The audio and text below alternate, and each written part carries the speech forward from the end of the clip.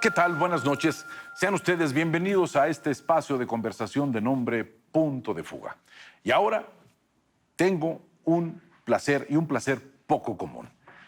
Una persona con distinción, una persona con inteligencia, pero una persona con un sentido político. Algo que es por naturaleza, en muy pocas veces es adquirido. Estoy hablando de una gran persona, Lía Limón. ¿Cómo está, mi querida señora? Me da muchísimo gusto estar aquí y me da mucho gusto saludar también a toda tu audiencia. Muchas gracias. Bueno, vámonos al grano porque tenemos muchas cosas que platicar. Leyendo a Isaías Berlin, hablaba de 4 cosas que son fundamentales para poder crear una gran sociedad. Decía él, primero, una economía para que pueda realmente brillar la democracia. Segundo, salud para que la gente pueda ejercer su democracia. Tercero, cultura, ¿sí? Con todo lo que eso significa. Y el cuarto elemento para darle dignidad a una sociedad es la política. Justo en este momento, donde esa frase a mí llega, veo que todo está al revés. Artistas que quieren ser políticos, políticos que se comportan como bailarines. Realmente ha sido un tanto cuanto escandaloso en la ruptura de los límites. Y por eso quiero decir, en Lía Limón, la política es por naturaleza. Son 25 años de trayectoria, Sí. Casi tu edad, ¿sí? Los 25 años de trayectoria. No. Eso implica una naturaleza. ¿En qué momento nació esta naturaleza, Lía? Mira, tengo un padre que es servidor público, fue servidor público toda la vida, lo sigue siendo porque ahora preside una fundación y desde ahí también hay servicio público. Claro. Y con el que viví y vi la verdadera vocación de servicio, que tiene que ver con trabajar en mejorar la vida de las personas, con trabajar en construir buenas condiciones para la gente. Tengo muchos recuerdos de él a lo largo de su trayectoria. Uno que sin duda me marcó, porque además todavía lo recuerdo y lo he repetido muchas veces. Él fue director del Instituto Nacional Indigenista.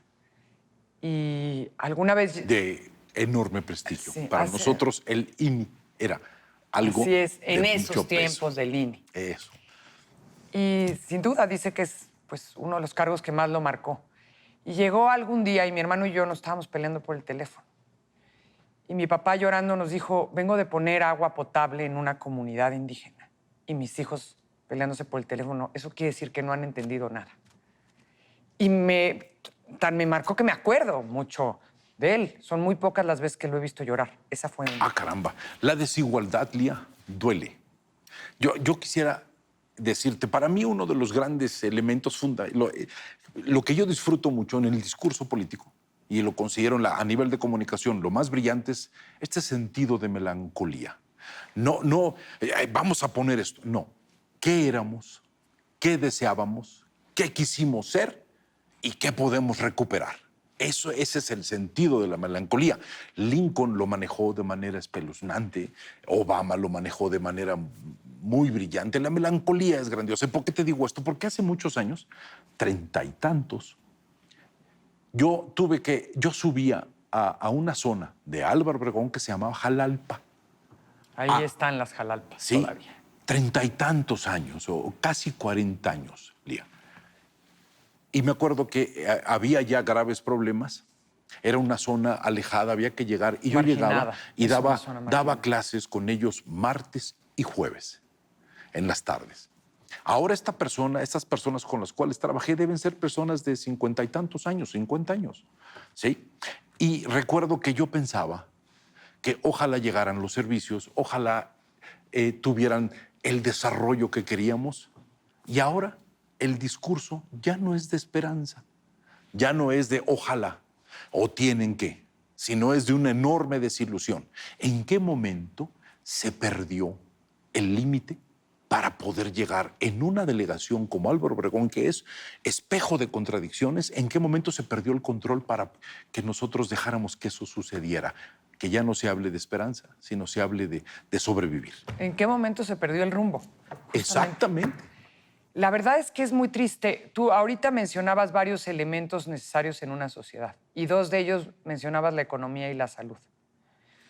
no solo ha habido una crisis en ambos derivada de la pandemia, sino derivada también de pésimas decisiones. Es decir, por supuesto, el Seguro Popular, como todas las instituciones, como todas las políticas públicas, era mejorable, siempre lo es, pero funcionaba, daba un servicio, había un fondo para gastos catastróficos. Ver a la gente que se ha quedado no solo sin el servicio de salud, que es un derecho, sino que se han quedado literalmente sin poder atender enfermedades como el cáncer, enfermedades como la diabetes, enfermedades de ese tipo, literalmente por falta Que de te un quitan apoyo la que dignidad. antes Esas tenía. enfermedades te quitan Así la es, dignidad. Así es. Y el otro tema que mencionabas tú, con el que empezaste esta conversación, es la economía. La verdad es que sí se refleja en la gente y en las condiciones en que vive la gente el que no haya habido un apoyo en tiempos de pandemia, el que no haya habido un apoyo para apoyar a pequeñas y a medianas empresas que tronaron. En Álvaro Obregón tronaron más de 3,000 empresas. Eso quiere decir, calculando, más de 3,000 negocios, calculándole que cada uno Échale. tuviera 10 empleados. Exactamente. ¿No? Eso, ¿Cuántas familias? así es. Yo Y siempre eso- me gusta hablar de familias. Y eso sí, son familias que se quedaron sin comer. Lo mismo que con la cancelación de las estancias infantiles. Son familias, son mujeres que se quedaron sin espacios seguros donde dejar a sus hijos mientras salen a buscar el sustento. Eso es deprimente. Y lo ves justamente en las Jalalpas que tú mencionabas Sí. y en muchas otras colonias en Álvaro Obregón. Y sí duele. Yo sí da tristeza. menciono Jalalpa, o las Jalalpas, como tú le llamas. Es que son- Porque es que yo no sabía, yo le llamaba Son Jalalpa. sí, pero son y varias. yo tengo recuerdos entrañables de estas personas con las cuales trabajé casi 11 meses. Ahora, mi pregunta es, ¿nunca pensamos o nunca se nos ocurrió pensar por un proceso de egoísmo, vamos a llamarle normal, cada quien está preocupado por su propio estruendo, que los pobres pudieran perder más? Ahora me asombra. Ahora yo entiendo la frase de primero los pobres. Sí, los últimos resultados de lo que hace el INEGI Y que haya y todo 13 esto. millones de nuevos pobres en Eso el yo país. no lo entiendo. ¿Cómo un pobre puede ser más pobre? ¿Cómo pueden perder esto que se llama poder adquisitivo? Cuando se les quitan esos apoyos que justamente les daban dignidad. Esos apoyos que les daban dignidad y que eran la diferencia entre subsistir, ¿no? Entre Y crecer. crecer Y darle a tus hijos. y quedarse sin nada. Sí no es- hay, no sí hay es una mayor tristeza. seguridad que darle a tu hijo comida caliente en la mesa en las mañanas. Es que te voy a dar un ejemplo, perdón, pero yo Sí, me sí, voy al claro. tema de las estancias infantiles porque me dolió que las cancelaran, porque eché a andar ese programa hace 13 años. Yo tengo el recuerdo de mujeres como una mujer en Avenida Centenario que me platicaba, cuando tuve oportunidad de conocerla, que dejaba a su hijo amarrado al puesto de frutas para que no se le cruzara la calle. Esa mujer lo pudo meter a una estancia infantil y a los 6 meses ya tenía un local comercial. Esas son las señoras, las familias, los niños que se quedaron sin espacios de cuidado infantil, que no tienen otra opción, que hoy se quedan encerrados, amarrados, o van con la mamá al centro de trabajo donde están en riesgo.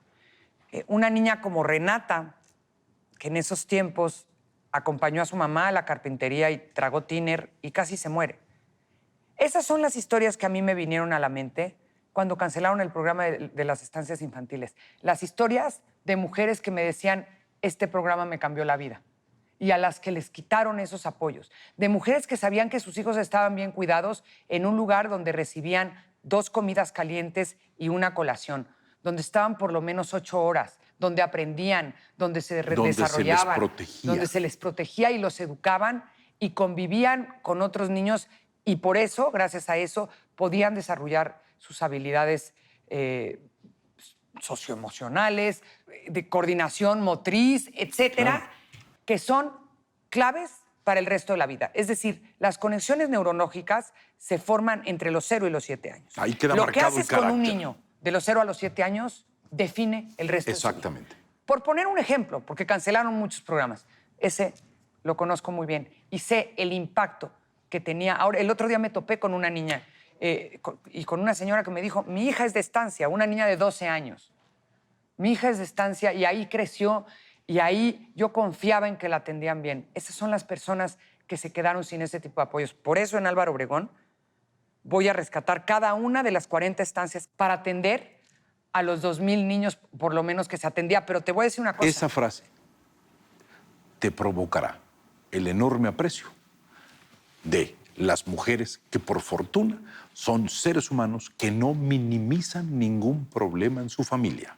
Así es. Que eso es fundamental. Así es. Y te voy a decir una cosa, mantener un programa de ese tipo ni siquiera es tan caro.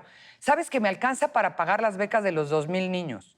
Los 3 años de mi gobierno en las 40 estancias infantiles, con la mitad de lo que Laida se gastó en las escaleras eléctricas. Ahí yo quiero preguntarte algo. Una cosa es ser un político que tiene un lenguaje, una historia, una narrativa. Y otra cosa es ser un funcionario. Un funcionario tiene que hacer que las cosas funcionen. Así es. Pero no puede ser un político. No es lo Son mismo dos ser borracho ideas. que ser cantinero. Bueno, la metáfora es una maravilla, la analogía es preciosa.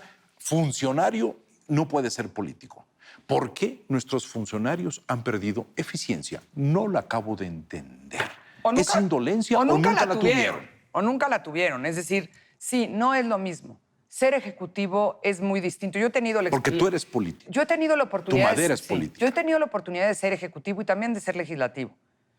Pero no es lo mismo. El nivel de exigencia cuando eres ejecutivo es otro. Tienes literalmente que rendir cuentas, que dar resultados, tienes que gobernar y administrar recursos en beneficio de la gente. Es decir, cuidar el dinero, cuidar que se gaste bien, tomar decisiones que beneficien a la gente. Y atreverse, y gobernar, correr riesgos, y gobernar. Gobernar que es correr un riesgo. Así es. Justo en este momento donde lo único que hay es una gran preocupación por cómo vamos a establecer valores de dignidad, justo es cuando es placentero escuchar voces como tu persona. La política es crear estados de ánimo poderosos, serenidad y tranquilidad. Y estoy seguro que tu condición de política te lleva a apreciar mucho eso, que tú pienses exclusivamente en reactivación económica, en seguridad, en mujeres, y hay una cuarta cosa que a mí se me olvida, porque a mí se me olvida todo. En servicios públicos. Servicios públicos, ¿sí? Que esas 4 cosas sean tu eje es Así indicativo que tú tienes un lenguaje muy estructurado. Y para mí, ojalá te vaya muy bien. Vamos muy bien en todas las encuestas.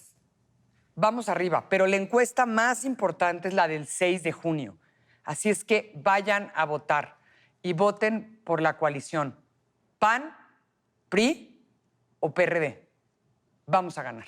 Creo, Lía, que votar es un gran lujo. Y es el poder que tiene la gente. Es indudablemente ese día, el día donde uno va a votar, para mí es un día de gran fiesta. Ojalá ese día la fiesta sea serena, no emocional, sino que todo el mundo piense lo que necesita. Que eso es el elemento fundamental. Y ojalá tengas una gran fortuna, de todo corazón. Muchas gracias, maestro Quintanilla. Un placer estar aquí. No, el placer es mío. Y nada como tener a una persona que su vocación va de acuerdo a su preocupación. Eso es lógica y es coherencia. Eso es Lía Limón.